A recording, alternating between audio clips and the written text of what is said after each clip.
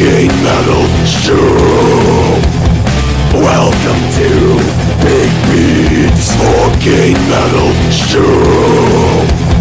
Yo, what up, and welcome back to Big Pete's Metal Show. And today we're going to be counting down the top 20 plus honorable mentions albums of 1990. Good year for metal.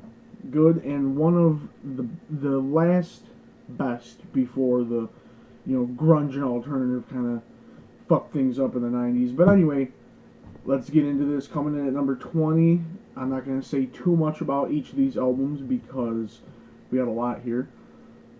Cannibal Corpse, Eaten Back to Life, the debut album by Corpse. Great stuff, extremely heavy, death metal. Also death metal, we're talking about Entombed, Left Hand Path, also debut album. Amazing record, heavy shit. Number 18, we got Testament's Souls of Black.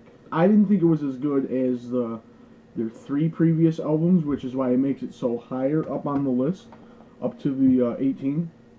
But still good and still made it to the list. Number 17, we have Sodom with Better Off Dead. Great record, couple of covers on there, good stuff. Number 16, we got the sophomore album by San Francisco Bay Area thrash metal band Violence with Oppressing the Masses. Another great album. Number 15, we got Destruction Cracked Brain. Despite it being the first album without Schmear on the vocals, I thought this album was very good. Very good. Makes it to number 15. But at number 14, we have Judas Priest Painkiller. One of their heaviest records, in my opinion, and the last with Rob Halford until his return in 2005. Number 13, we got Black Sabbath TYR. This is a phenomenal album, concept album. I love Tony Martin's vocals on here, and the whole thing is very epic feel to it. Number 12, we got the third album by Death Angel, Act 3.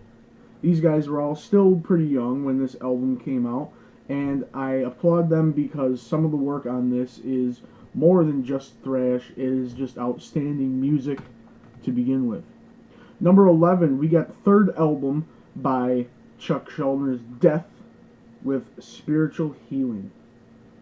Another great death metal record. Really heavy, really awesome, great work. Number 10, we got Creator with their magnum opus, as many would call it, Coma of Souls. Number 9, we got sophomore album from Forbidden, another San Francisco Bay Area thrash metal act, with their album Twisted into Form. Phenomenal thrashing metal right there.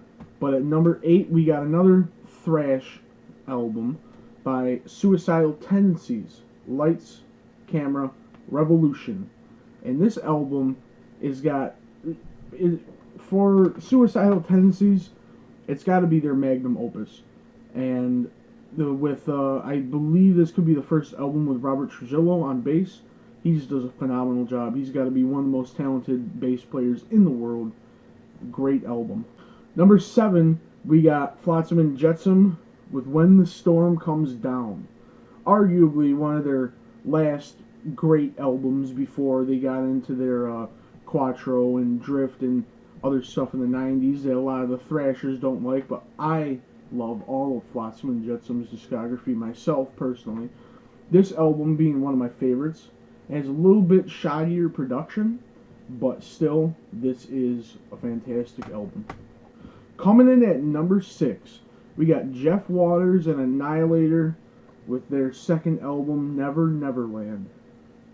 Now, this album, what else could be said about it? It's a great album. I always love me some Annihilator, and Jeff Waters' guitar work is just always outstanding. Number 5, we got Impact is Imminent by Exodus. Gary Holt and the Boys. This is, I think, a very underappreciated album with songs like Only Death Decides. You know, I feel like a lot of people disregard this album as being one of the worst Exodus albums, and I think Gary Holt doesn't like it either, but I personally love it.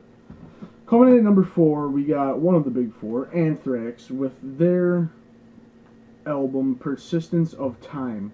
And this album is you know, Anthrax is known for a little bit of their humor, but this album is like coming from a band who wants to be taken seriously, and it shows. It is heavy and it is serious. Number 3, how could we not have the first great masterpiece to come from formerly glam metalers, Pantera, with their Cowboys from Hell. This is arguably one of the best albums of all time, and how could you not put it so high on your list? I would put it at number 1 if it wasn't for these last two, such as number 2, Megadeth, Rust in Peace. It's just a fantastic album. Like, I don't think I could add anything to say about this album that hasn't already been said or isn't obvious enough just by listening to it. Before we get to number 1, I'm going to run through a couple of honorable mentions here really quick. Dio with Lock Up the Wolves. Obituaries, Cause of Death. And Iron Maiden's No Prayer for the Dying. Now, number 1, we got Slayer with Seasons in the Abyss. This is one of my favorite albums of all time, and I debate in my own mind whether or not this is my favorite Slayer album. It's like mixing the slower heavierness of South of Heaven and the intensity heaviness of Rain and Blood. It's like mixing those into one album and crafting it perfectly to making such a masterpiece. That is what this album is right here, and it is my number 1 pick for 1990. That's it for my list. I'm out of here, so I want you to listen to metal and keep it brutal.